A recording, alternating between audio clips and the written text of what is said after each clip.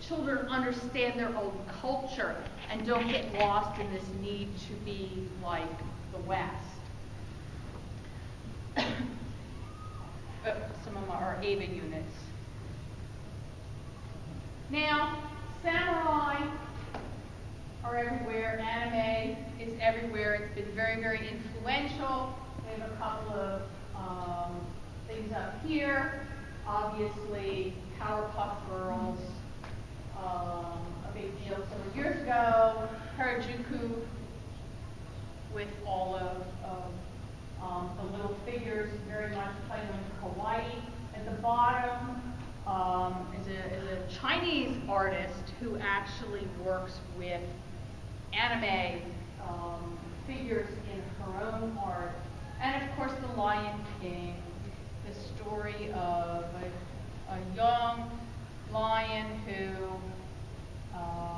in Tezuka's version, is an orphan cub who bands together with a girl lion, a baboon, an antelope, and tries to protect the forest creatures from his evil uncle, the lion with the scar on his face, and his minions of hyenas, which Disney Studios fervently denied they had any idea ever existed. But I remember watching it on TV as a kid. So, but anyway, so we see anime influences everywhere. Even Warner Brothers got into the act with Lunatics, which never really caught on. Really bad. If you get a chance, go ahead.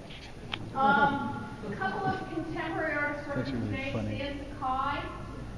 Any of you know Shagi Yoyimbo? Stan Sakai, born in Japan, grew up in Hawaii, now lives in Pasadena. His Rabbit Samurai mixes humans and animals together in numerous stories. He's a really nice man. I got to use some of his stuff in my exhibition a couple years ago. Lots of fun. What you may not know is he, in fact, is a very well-known animator and an artist. He wrote and illustrated the Simpsons story I'm Not in Springfield Anymore for Bart Simpson's Treehouse of Horrors #7, and did the illustration on the back of #6. So, yes?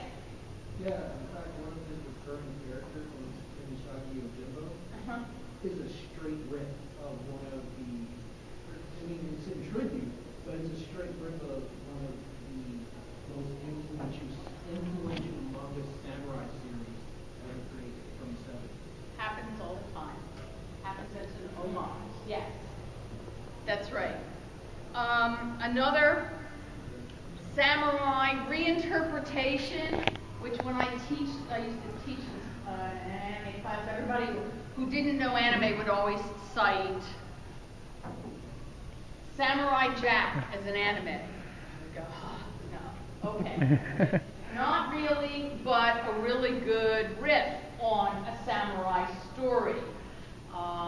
Lots of references back to Buddhism and Shinto in a fun, Americanized version.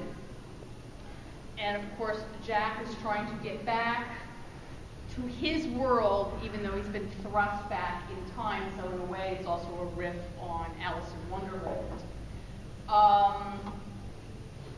My last one of my personal favorites, Shogun Warriors, came out in the 1970s as a Marvel comic. How many of you know Shogun Warriors?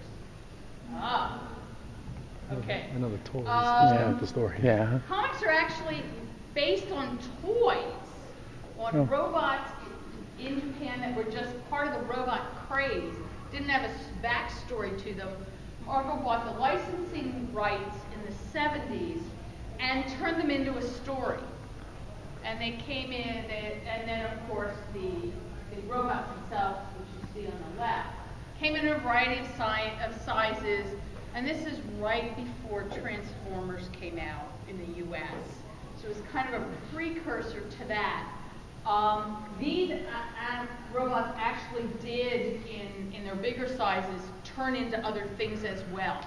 So they really were the precursor to Transformers, which of course has gone on to spawn a successful live-action film series long after the cartoon faded away.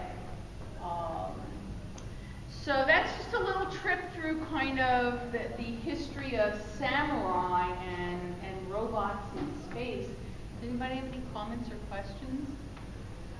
Yeah. Like, why didn't you add like mythicized or get a robo? Because those also kind of. They are just because of time. Time. When I've been fortunate enough to teach this as a class at ASU a couple of times, and I talk about them then in the class. I just kind of cut a few things to fit into the time we had here.